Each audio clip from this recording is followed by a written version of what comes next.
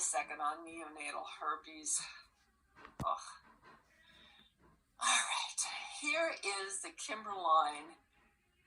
It's a seminal report. I mean, it's a great report on neonatal herpes morbidity and mortality at 1 year. And SEM is skin, eye, mouth disease. And that in neonates, that's like the least severe disease. Okay, and this is normal, is in the white. Mild, you can't hardly even see that. That's like a light shading. Moderate is shaded, severe, and then dead is deeply in black. And with the skin, eye, mouth disease, everybody did well. Well, babies did well. As you get into CNS infections, not so well. I mean, you start picking up severe illness and moderate illness. In this situation, more of herpes type 2 had sequelae.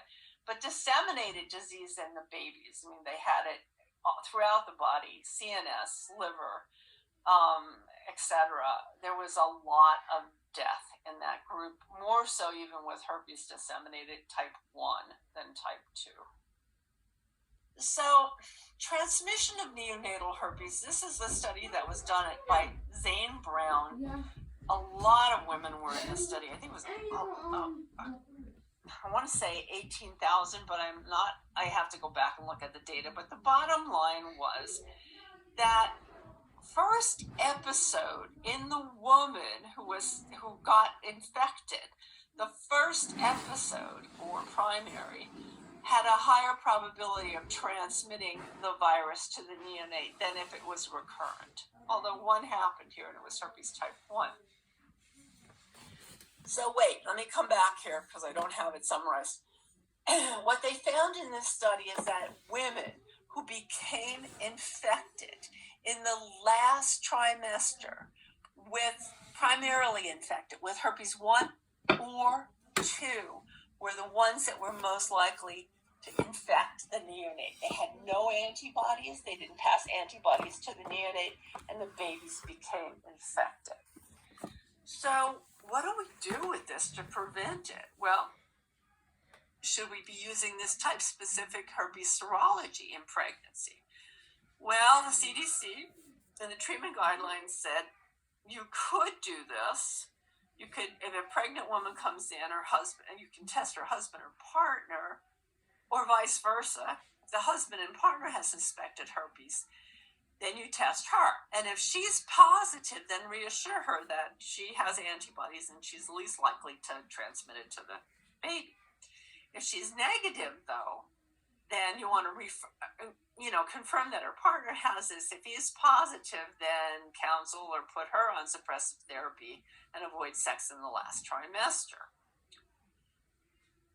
Maybe you should do a serologic test on a husband or partner with a past history of STDs or at risk. Should you diagnose all pregnant women with this test? No.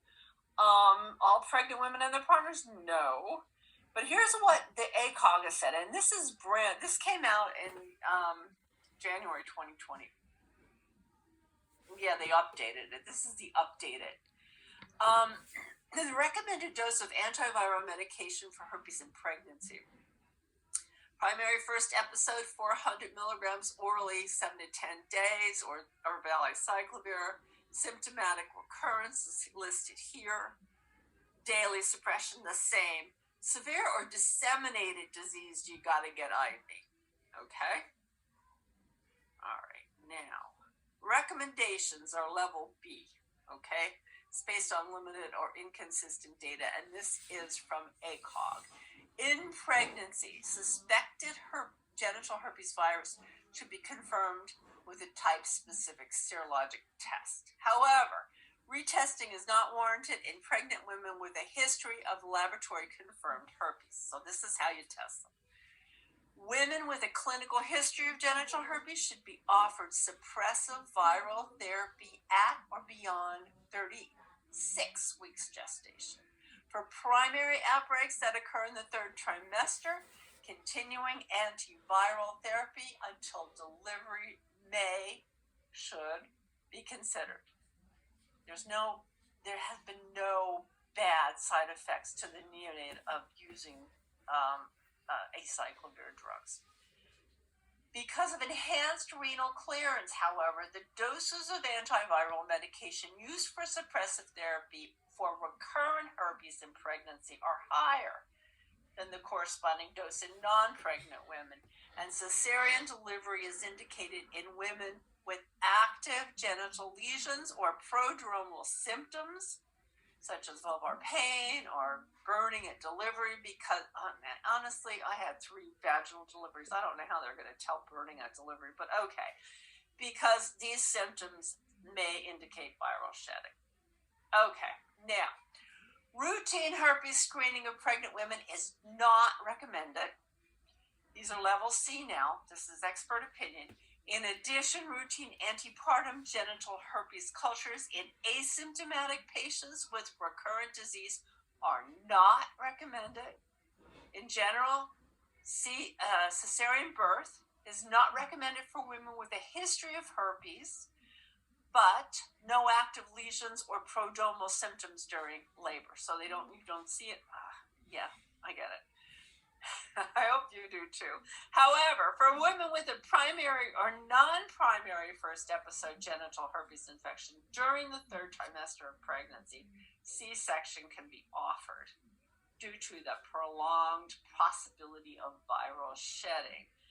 C-section is not recommended for women with non-genital lesions. That means if she always has recurrence on her thigh or her buttocks or her back, then that's not recommended. These lesions may be covered with an occlusive dressing, and the patients can give birth vaginally.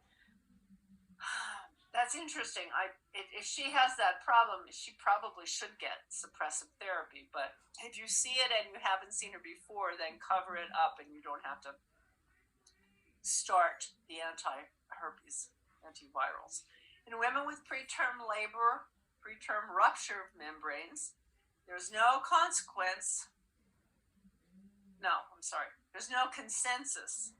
on the gestational age at which risk of prematurity outweighs the risk of HSV. When expected management is elected, treatment with an antiviral is recommended. And these babies will actually be put on it too. They'll be put on acyclovir IV. So, in summary, genital herpes is the leading cause of genital ulcer disease worldwide and most prevalent sexually transmitted infections in the United States causing genital ulcers. Though there's significant racial and gender disparity